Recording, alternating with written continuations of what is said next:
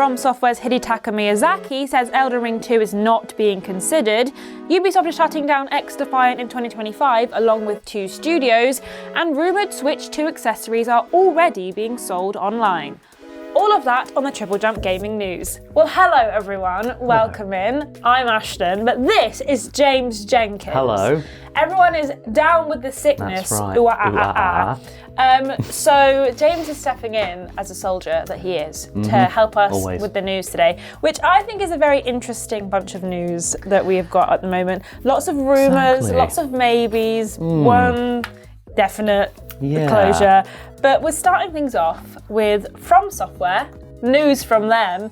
Hidetaka Miyazaki says that Elden Ring 2 is not being considered at the studio the moment. No Elden Ring 2 for now. For now. This comes on the back of the PlayStation Partner Awards 2024, which was in Japan. We saw lots of people getting like 30th anniversary awards, which was quite cute. Someone got like a dissected PSP. And it felt a bit sad. I was like, who's killed that PSP? That's brutal. It's, a bit savage, but there we go. But From Software, specifically Miyazaki, was asked about Elden Ring and if it has any continuation plans in place.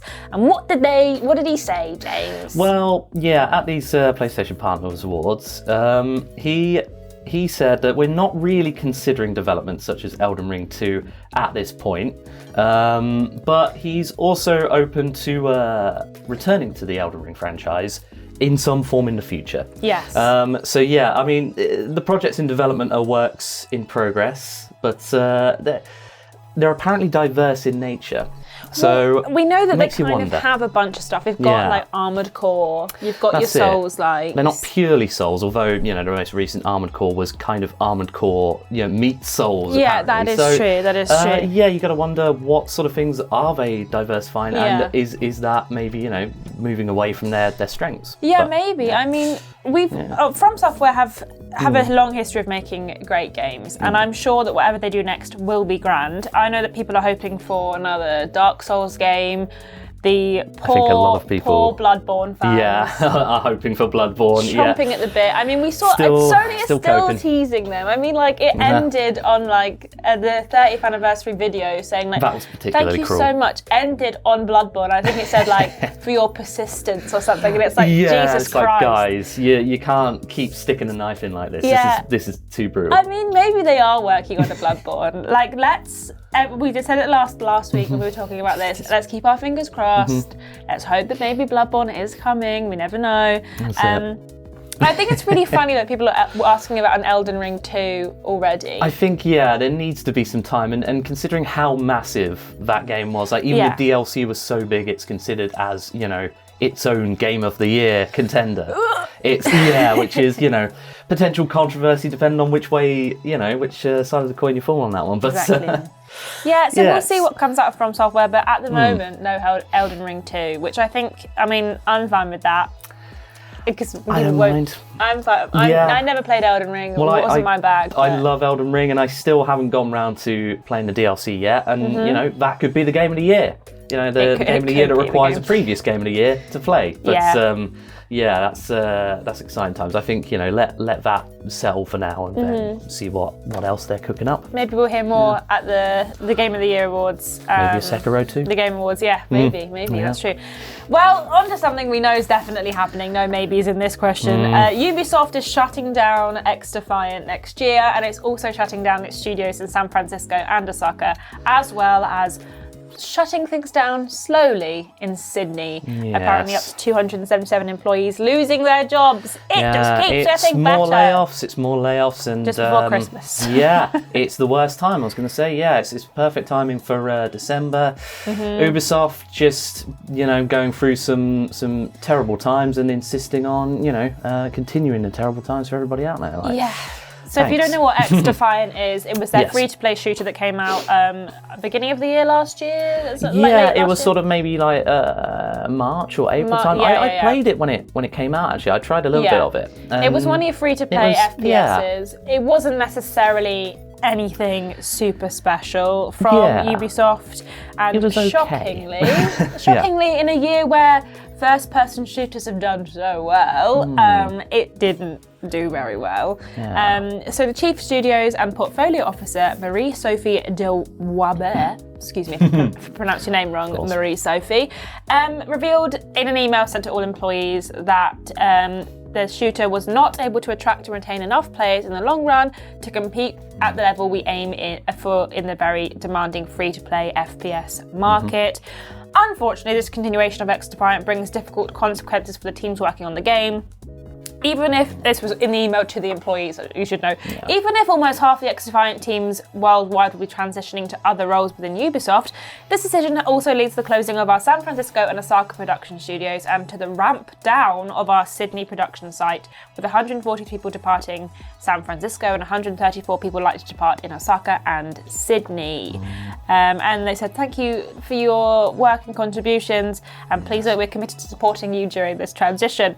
To unemployment. Hollow words sometimes when those are put out in a certain press release in that way.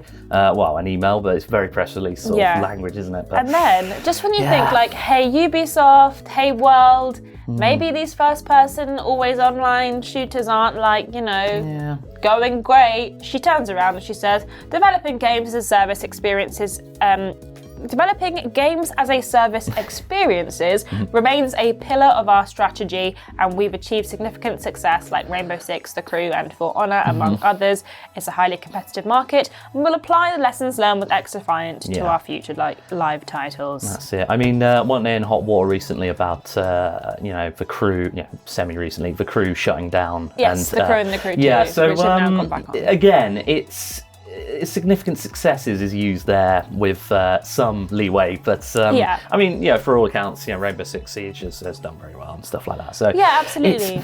It's just, again, it's sort of failing to read the room and like them, just. I suppose they're lacking the commitment with XDefiant because, like you said, it was okay. It had potential, like the core sort of mechanics of it were pretty good.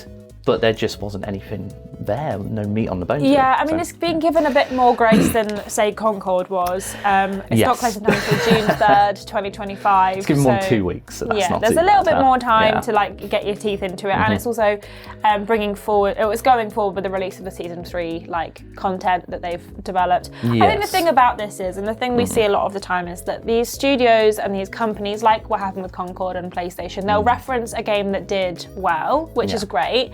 But then you look at the time it was coming out in, like when Rainbow Six launched, obviously there were other shooters around. I'm not saying there were none, but it was nowhere near the same market that something like Concord and XDefiant are launching into at the moment. So I do think it's a really hard market, and it feels like the only people who realise that are outside of those big companies not making these decisions. The people making the decisions are still focused on, well, this did well 6 years ago, or this is doing well now. Let's start making something that will come out in 6 to 8 years. Exactly. And then there's no forward thinking there. And we had also a quote from Mark Rubin, who's the executive producer. He said he was heartbroken when he tweeted out, didn't he? Yes, that's it. I mean, he also shared refund details. He said that any purchases made within the last 30 days will be fully refunded.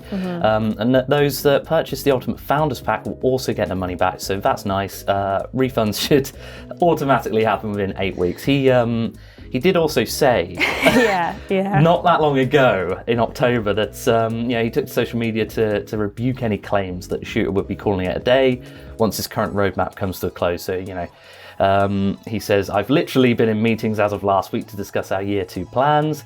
But right now, we are super focusing on improving the technical experience, which includes netcode, and adding more content for Seasons 3 and 4. He said that in October. Of course, Seasons 4 will not be happening now. No, exactly. So, this is horrible news for everyone who's lost their job. And as we've said, I think hundreds of times this year, our hearts go out to everyone who has been affected by these studio closures.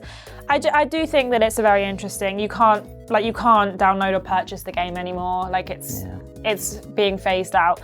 I just think it just goes to show another reason why you shouldn't be making these Yeah. online free-to-play shooters because it's such a saturated market, and you have to get so lucky, and it's so rare that this happens. Especially those sort of live service games that require so much time from people, and like everybody's chasing that sort of trend. Well, you're expecting everybody to commit all of their time to multiple games, like, you know, a handful of games or more. Yeah. And yeah, it's absolutely crazy. So yeah. Yeah.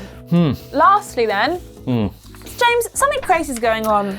Well, we've got a fun one here. Again, it's more of a, what's happening there? So, rumoured Switch 2 accessories are being sold online already.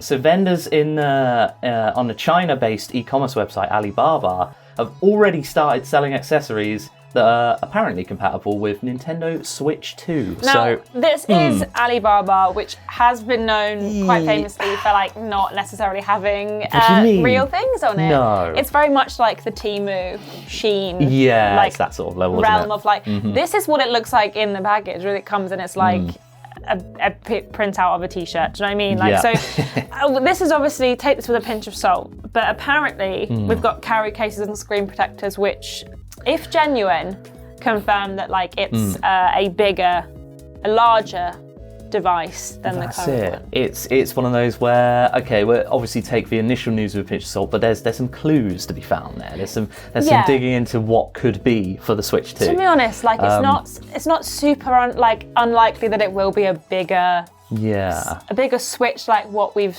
had not before, significantly so, but not significantly so. But to be fair, like there are a few little tidbits that maybe these new peripherals could be a little bit That's right. it, yeah. There's the fact that like some peripheral makers are briefed ahead of time about what the dimensions are, what kind of thing you need to do to make sure that they have enough time to manufacture these things. Though I can't imagine these Alibaba retailers are necessarily the first people that Nintendo are going to contact regarding this. Yeah. Obviously, they get to make an announcement regarding the Switch 2. That's not coming until maybe March next year.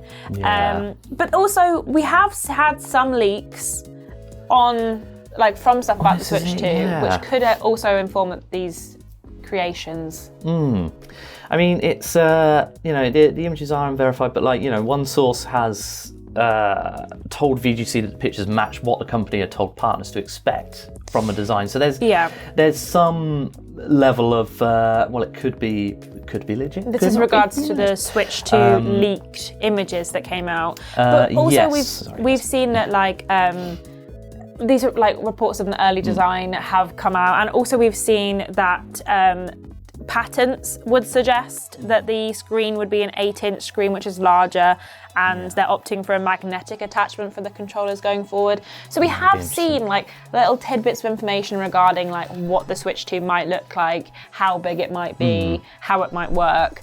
But obviously right now we don't know. So it will be interesting to see if these vendors on Alibaba are right. Yeah, I mean, there's a first for everything, right? You know, a stop clock is right twice a day. Exactly. But I think I did have a little check, like just to compare. So I think the Switch, the original was something like 6 and a bit inches, and then it was like 7 inches for the OLED. So it's still, that's a sizable sort of upgrade, and you know, for anybody.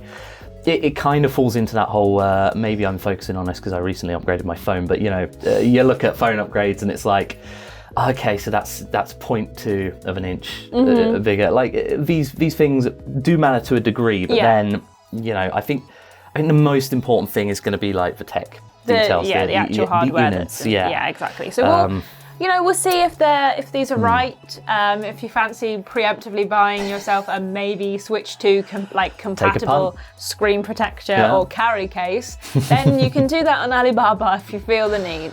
But we'll have to wait and see how correct they will be. I can't wait for more leaks from Alibaba about this. It's going to be interesting to see which ones they get right and which ones they don't. It would be quite interesting if they get it dead on for everything. God, imagine. Alibaba is the new source of like Switch information. They know They just exactly start selling the what's Switch coming out. free. It's like, wow, okay, well, I'm just going to get that. They're ahead of time. So those are all the big news. Let us know what you think about those in the comments below. Make sure you're following our social media where we are posting news all the time whenever we're not here. Whenever the two hardest working people in the business aren't here, let's be real. And yes, make sure you subscribe, and hey, why not come and check out the podcast this week? We're not discussing big news this week because it's episode 300, so it's a special episode. So check that out on TripleJump Pod's channel this Saturday. New channel. All right, we'll probably see you on Friday for more news. Yeah. All right. See you later. Bye.